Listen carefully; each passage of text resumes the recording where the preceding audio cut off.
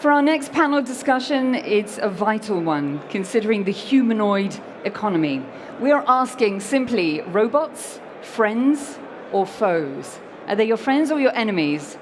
Maybe this debate will help you decide. I have an esteemed panel of guests to walk me through the issues, so let me invite them up to the stage one by one. Please join me in welcoming, firstly, Dr. Maha Achour. She is the founder, CEO, and CTO of Metawave Corporation. Maha, welcome, please. Next, I invite Dr. Cheng. He is the co-founder and CEO of Moqi. Welcome, please. Take a seat. Next, we have Don Dong. He is the partner at VisionNav Robotics. Give him a warm welcome, please. Après ça, vous avez Bruno Maisonnier. Bruno, welcome to the stage. He is the CEO and founder of AnotherBrain. Last but not least, completing my lineup, I have Dr. Duncan Robertson, the founder and CEO of Dogtooth Technologies. Welcome, Duncan, also. Lady and gentlemen, how are you today? Not robotic, animated? Glad to see it. Simply put, let me give you some context for our discussion today. Robots, as we know, have infiltrated our lives, whether we like it or not, in many different ways. Indeed, the International Federation of Robotics suggests that there may be in excess of 2 to maybe 3 million robots currently in manufacturing and industry today. We have come to accept and also rely on robots in many different guises, be it in the medical field when it comes to surgery, in agriculture, and also, of course, when it comes to wearable robotics. And amidst the new and ongoing geopolitical situation, shall we say, they have also become somewhat suspicious. Autonomous drones, mechanical bomb detection dogs, to name just a few. Despite all these advancements, we are asking today, friend or foe, positive or negative, or is it impossible to come down on one side or the other? It's a big question, but I'll ask you for a simple answer. Maha, let me come to you first. Searching for your wisdom, tell me, what would you say in general about robots? We know that there's a great deal of positivity that comes with them. They enhance our lives in a lot of ways. But if we're focusing on AI, let's just say, and focusing from grassroots all the way up, through a child to adult life, do they play more of a positive role than a negative one? I think as of today, can you hear me? Can you hear me? Oh, okay. I can now. As of today, I believe they are friends, for sure. It depends how we interact with them, from an individual to municipalities to a global economy, and how we adopt the AI and grow the AI for future robots. So the answer in the next few years could become a foe, especially in light of current, global instability from, military and also from instability in the globe. So bringing the AI adoption and the AI comprehension early on in children, maybe in elementary school, will help society grow with robots and hopefully stay as friends instead as foe. Because children make friends easily, right? And a robot is pretty cool, so let's hope they stay friends for life. But will they? Dr. Cheng, let me ask you, friend or foe? And if we start early, becoming friends, will it be a lifelong friendship? Yeah, I'll go with friends. Yeah, we are already in a human-machine civilization. It doesn't have to be in popular culture, like robots often go in a form like for example, Terminator or that kind of thing. But what's really happening is it's embedded in every device. We are already having everyday lives. So we are having them like sweeping robots, like all these smart devices. It's embedded with the AI software. So it's helping us achieving more without us realizing it. So I think it's already helping us achieving a lot, and it will continue to do so. Thank you. Don, let me come to you. Not the Terminator, but a big friendly friend. Yeah, I definitely think it's our friend. I just tell a story, a recent story, and one of my customers just signed a contract with us, and then he messaged me, "Hi Don, I want to buy an apartment and rent a car, and waiting for engineers to come." Actually, what he's doing is not trying to entertaining our engineers, and is also is having to help him to solve the issue of labor shortage. You know, in his warehouse and factory, he needs 3 shifted, experienced laborers to work there, but he could not find it. So I think our robots can help them. So definitely, I think we are friends. Yeah. Bruno, are we all friends? I will turn the question around to speak about risks and to speak about all the new invention of humankind. Each time humanity has invented something, the first reaction of everyone was a fear. It happened with steam in the 19th century, but with fire before, with nuclear after. Each time humanity invented a new possibility, a new tool, then first reaction has been fear. And then we learn how to control, we learn how to regulate. And today, there are far less problems with electricity or nuclear power than we had before, because humanity has learned to put the controls, the feedback loops, and to put the regulations. The same will happen with robotics and will happen with AI. There are problems, possible problems, there are risks with those technologies. And you know what? Some problems will happen.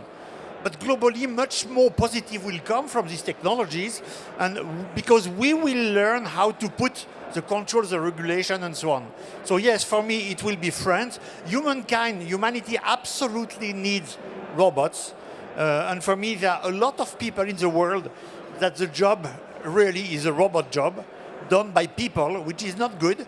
So we really need robots, but we need to have these friendly robots, so we will learn how to do them. And we need to invent a new kind of AI, and not deep learning, a real AI, and then we'll need to put the regulation on robots. But we will succeed in doing that.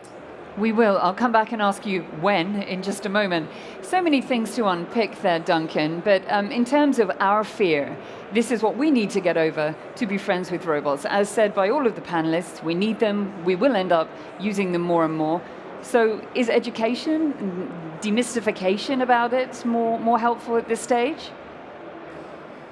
It's interesting. I think my answer to the question, friend or foe, is both, and it depends on the application.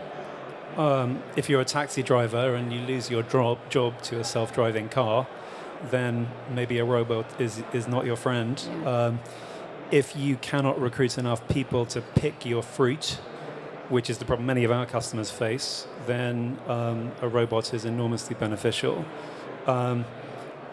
Education helps, time helps. I think the new generation of robots has the potential to have a very disruptive impact on our society. Whether it does or not partly depends on how quickly that impact is realized. If it happens overnight, that's bad. If there is time, then education does help because people begin to understand new ways of interacting with robots and benefiting from robots. Bruno, let me come back to you because you signaled exactly this point. It's all about time. If there's a massive drastic change overnight, people will become even more fearful and adoption will be lower. Are we looking at a trajectory of 20 to 30 years potentially before we become far more integrated, before AI and different evolutions of what we're seeing now are fully embedded in our lives? In our discussion, we are combining robots and AI, but there are two different topics, really, for real. But as for AI, for me, yes, it's a question of time frame.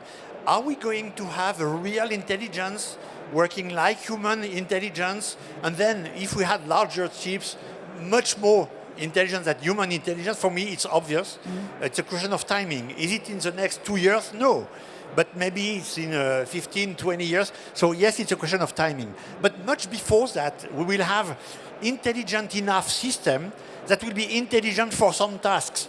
Real intelligence, but dedicated to some tasks. And this will come in the next 3 to 5 years. And now, as for robots, the question is, a robot is something hardware. It's something working in the real world, the messy real world. You know, if I produced robots in my life. My previous company was called Aldebaran, and I created the robot Nao and Pepper. I sold to SoftBank, and so I created those robots. So I know a little bit about robotics and humanoid robots. But if I had such a robot in the room of my daughter, there are toys, there are socks, there are a lot of things on the floor, and the real world is really messy.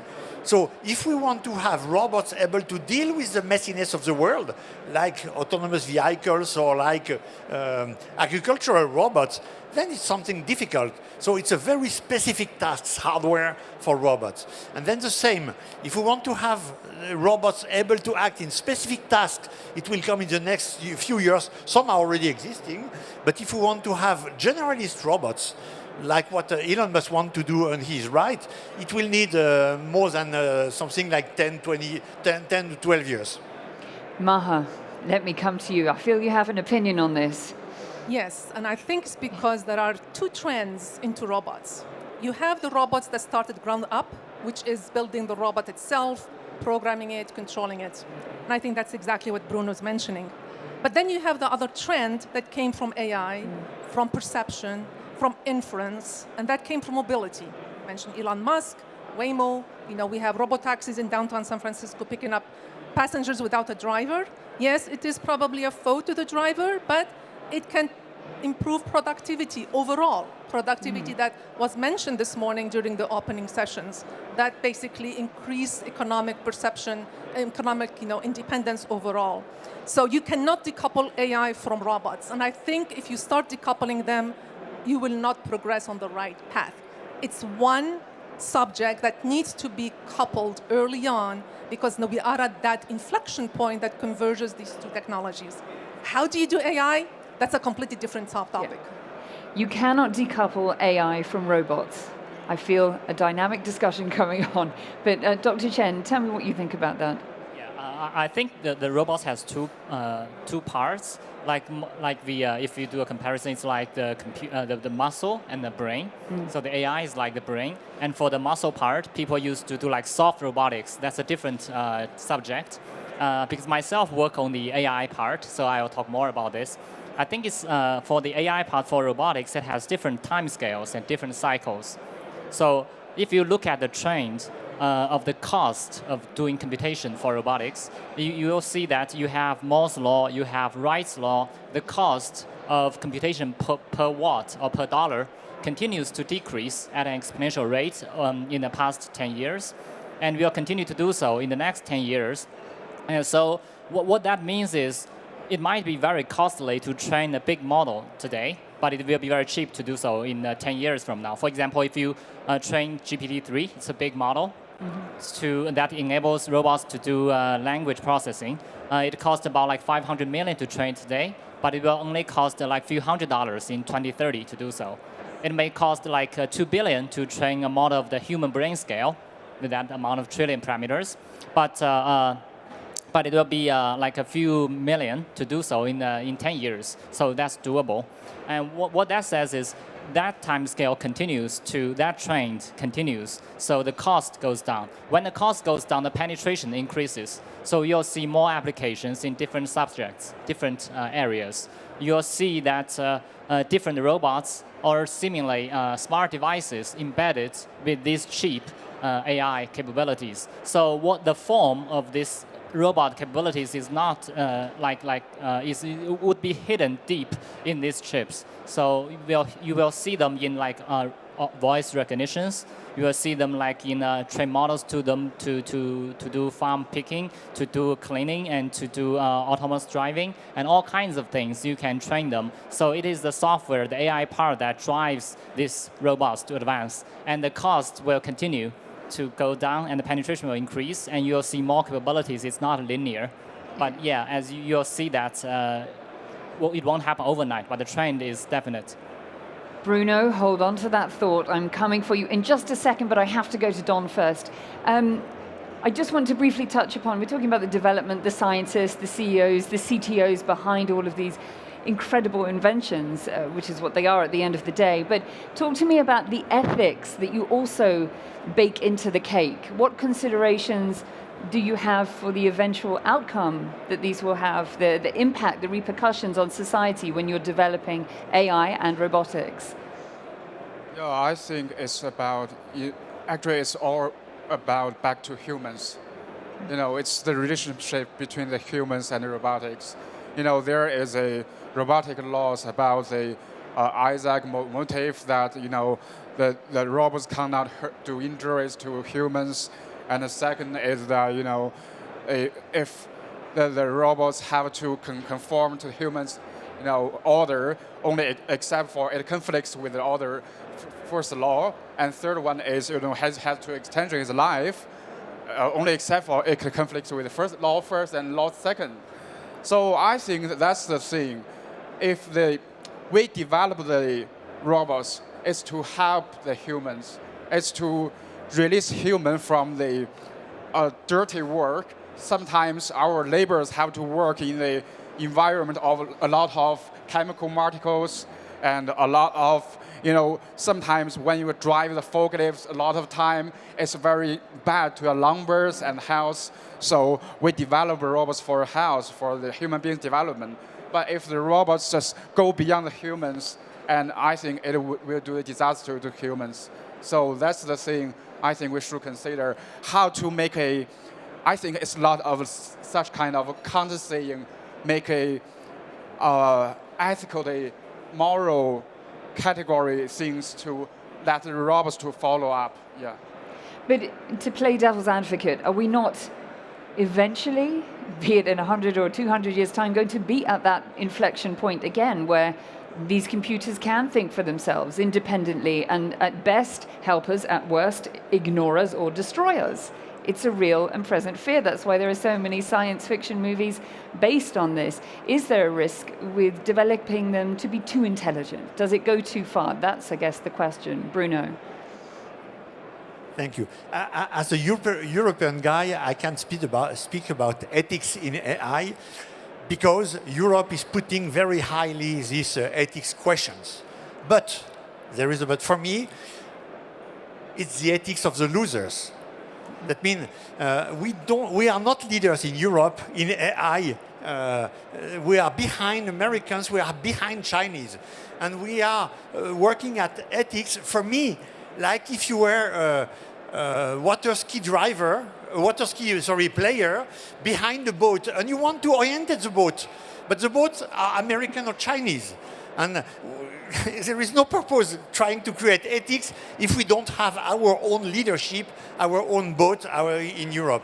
So the first thing Europe has to do for me is to create European world leader of AI. Then Europe will be able to put some rules and things like that. Because if we had put the rules of ethics, let's say, of the plane business or car business at the early 20th century, that means the current rules, regulations we put on the flights, on the plane, on the car, early in 20th century, we never would have these industries. So we absolutely need, at the beginning of an industry, to let the Darwinian exploration happen. We absolutely need to let startups exploring this way, that way, the others, and be able to react very fast, but to react only. Elsewhere, we will cut things, and we won't have the good output, the positive output of these technologies. So this is the risk of caring about ethics too early. But humankind is very good at putting these rules. So it will happen. Problems will happen. We will have drama based on robots and ethics, as well as internet, as well as everything. But then we will learn how to do that correctly. So interesting. We could have a panel on this alone. But Duncan, talk to me about exactly what Bruno said with all of the rules, the regulations, the fearful ethics, the tiptoeing, stifling the creativity and advancement that we see in this field. Yeah, so look, I think I disagree with Bruno. I think ethics matter because I think as innovators and investors, ultimately we hope to gain for some short time window, a decade perhaps, some monopoly power through our world-beating technology. And we should use that monopoly power to define a direction of travel that is healthy, that benefits mankind. I think I probably do agree with Bruno on regulation. I think regulation and red tape, for the sake of it, stifles innovation. We don't need that now. I think we agree that robotics can provide mankind with enormous productivity benefits, helping to lift people out of poverty. That doesn't happen if we're so tangled up in red tape that we can't move forward. I think probably one area where the red tape matters more is safety, and thinking about how we can deploy provably safe robots. It's a difficult challenge. If we use robots to work in dangerous environments that are dangerous for people, then the safety bar is set really low. We don't have to build a particularly safe robot to do better, but actually our ambition should be much greater than that. I think we should be improving working conditions for people in the vicinity of robots. Absolutely. That's what it should be about at the end of the day, certainly in its primary role. Maha, let me come to you on this hot potato that we're throwing around here from guest to guest. What about more restrictions, more rules, more regulations, tighter ethic considerations? Good or a bad thing, friend or foe? Well, I'll switch now to foe. And just recently we A little heard... bit closer. Oh, I'll switch to foe now. We recently heard about the drones that been used as a weapon to kill people. And the question is that how do you create these counter drones? So competition is going to force countries, force defense organizations to play the game, even if it's unethical. That's the reality. You know, as long as we don't teach this for the kids when they are young, put that in their mind, remove that fear, we're all going to be entangled in that web of, defense and offense and try how to survive. So counter drones or counter robots is something that is going to emerge if it's not already there. Many countries are already working on that, and I think there is no one can surpass human intelligence. Whatever AI you build, the humans are always going to be far superior, and I think that's because it's God's creation. You promise? I do. Let's hope so. The Terminator will not be back. Dr. Cheng, let me come to you. Do you agree? And what regulation would you say at this stage to keep everybody happy is missing and would help the field rather than hinder its progress? I think, this is for regulations. This is a complicated issue. I work on AI, and when I see this problem, I see it from the very mathematical aspect of it. I see people have unrealistic expectations, I think, of AI at this moment. And they think they can do a lot of things. But when I look at it, I think it boils down to some simple mathematical models. Some, let's say, deep learning models. Then it has new flaws. You can easily, for example, it has adversarial examples. You can, when you train a model to do object recognition from images or from videos, you can easily manipulate the image by adding some noise that are imperceivable for humans, but will change the decision of the algorithms. So that will cause serious risks. So this is adversarial examples. And also, because the models trained are based on data, and the data right now we collect are relatively biased and sometimes racist. So the sources of the data are need to be regulated, so that it has to be purposely debiased and carefully balanced to train these models. All these cannot happen automatically. It has to be regulated, and for it to do. Another thing is about security, because people use bigger and bigger models to perform tasks, and these knowledge are hidden in the huge parameters of these models. So it's easily to embed backdoors there. Sometimes it's hard to perceive. So these sometimes the backdoors are for debug purpose only, but it's easier, or it's very hard to find these backdoors in deep learning models. So all these raises new questions and challenges that are not found in traditional software development. So that's why I think it has to be some guidance, some regulations followed to work properly, and so that to meet the realistic demand of some practical applications. You raise an excellent point. Bruno, I'm going to come to you and then back to you, Don, on this. Backdoor threats increasing. Threats all the time surely are becoming more sophisticated. What we didn't know yesterday, we now know today. How do we improve security? A little regulation goes a long way, step by step. Can we convince you? All what we are speaking about is a question of time frame. Are we speaking about what's going to happen this year, next year, in the next 2 or 3 years? Or are we speaking about what we are expecting from AI and robotics in the longer term? Because this is changing everything.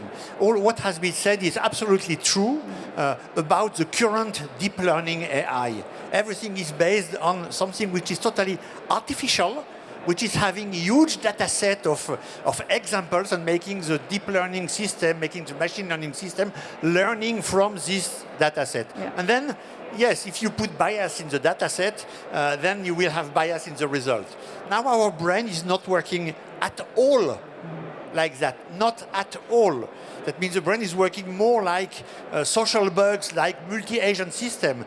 So let's explore an alternative way to this deep learning AI, and then we won't have these problems. We will have other problems, of course, to solve. So that means currently we have something that is working, so that's great, and very powerful, which is AI, but with huge limitations. And there are alternative ways, so let's bet on them, let's develop them, and then we will figure out how to solve this question. Because our brain is not it doesn't need millions of pictures to learn what is a cat. We are doing that in a few times. We learn, a baby learns that after seeing 3, 4 times, no more. And learn not only a picture of a cat, but learn the concept of a cat. And each time he will see a cat, then he will recognize one.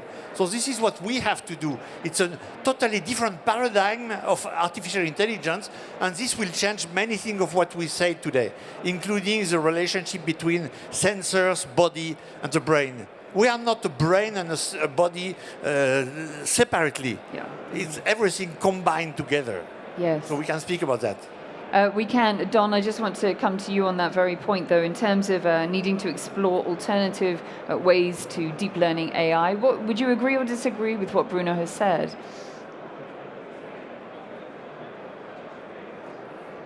Sorry, I don't have those mind about deep learning, actually. What we are making is, robotics, actually. We don't need those deep learnings in our warehouses and factories. It's just, we just set up everything and let robots to work.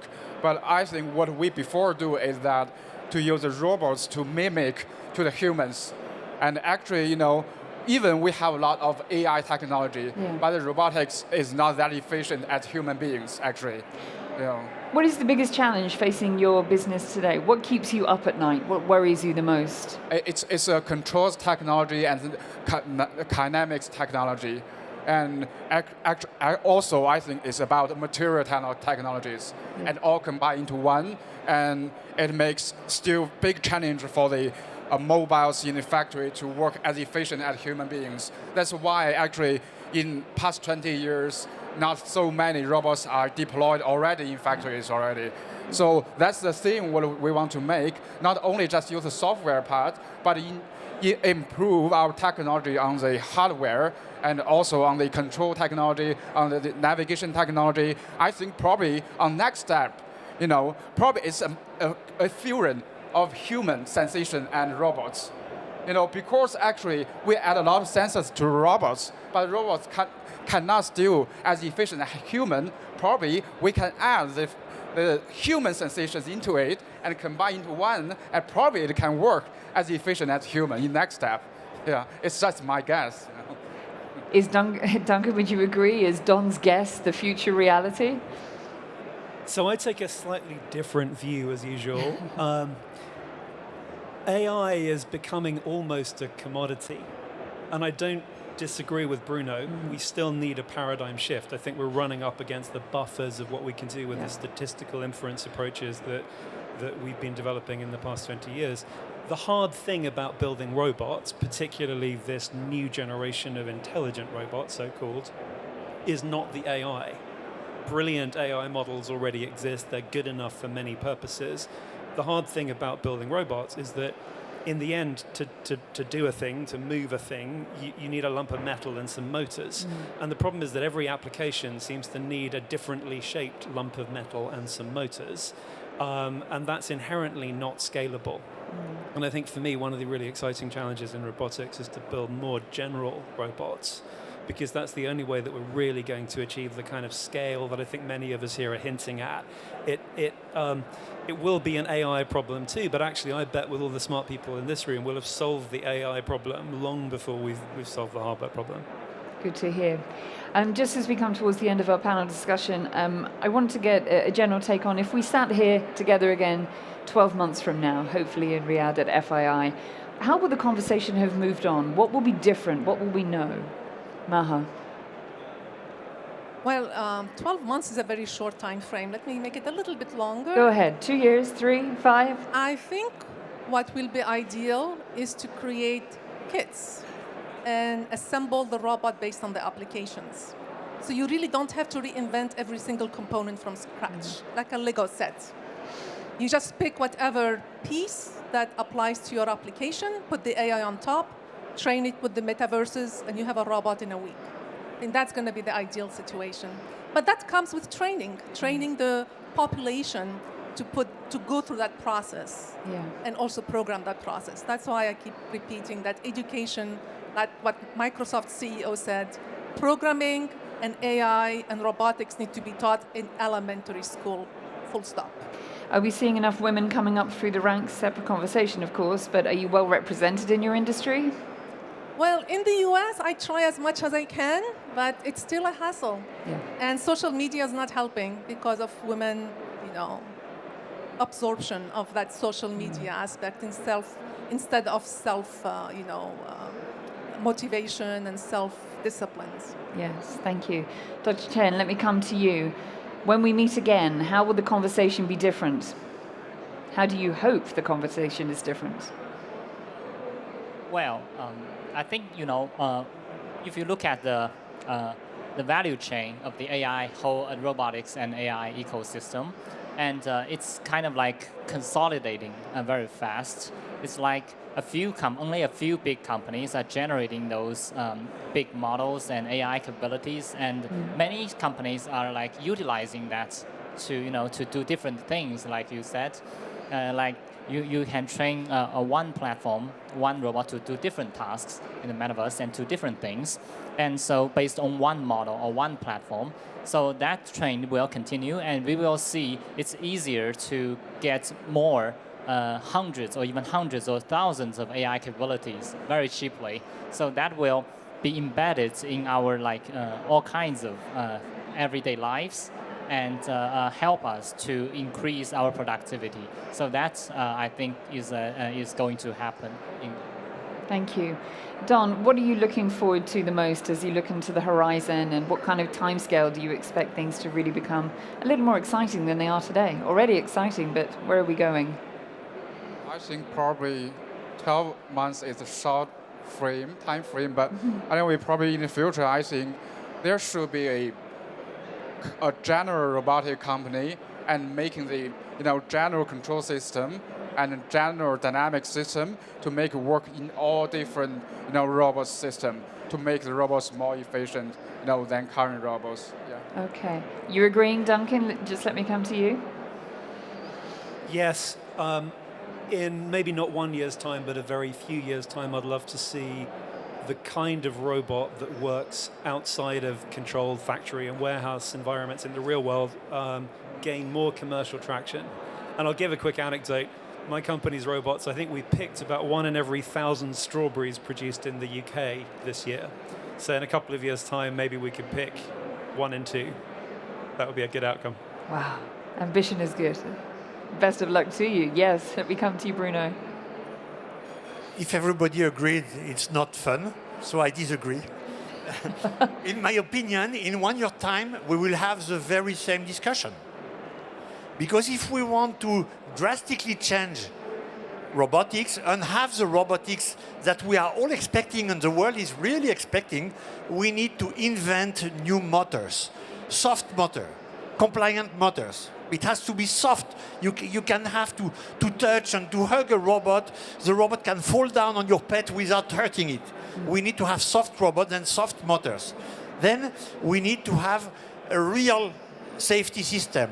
That means if I had a robot at home and some hacker could take the control of my robot, see my security system, or go in the bathroom with my daughter, I never will have those robots.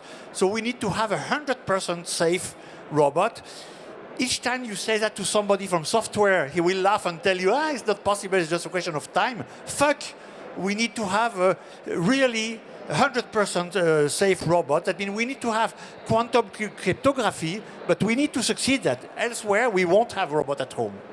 No. And then we need to have a real intelligence system, not this very good deep learning system, very good at statistical outcomes, a real intelligence, able to make decisions on scenes that it has never seen. So this new intelligence, some companies are working at that. There are half a dozen in the world really going for this new paradigm. We are part of that. One of them, we are based in France, AnotherBrain, we are doing that, and we are quite successful, but we need to invent that. But all these three pillars, in my view, will have been improved a little bit in 1 year, but we will not get there. So in 1 year, we will have made some progresses everywhere, but we have the very same discussion. Thank you, and ladies and gentlemen, forgive the impassioned, colourful language of my guests. Take it as enthusiasm for the sector, but excuse the language used on stage. And on that colourful note, we have to leave our discussion, but please join me in thanking my esteemed guests for such a dynamic conversation. Thank you, ladies and gentlemen. Please, Maha.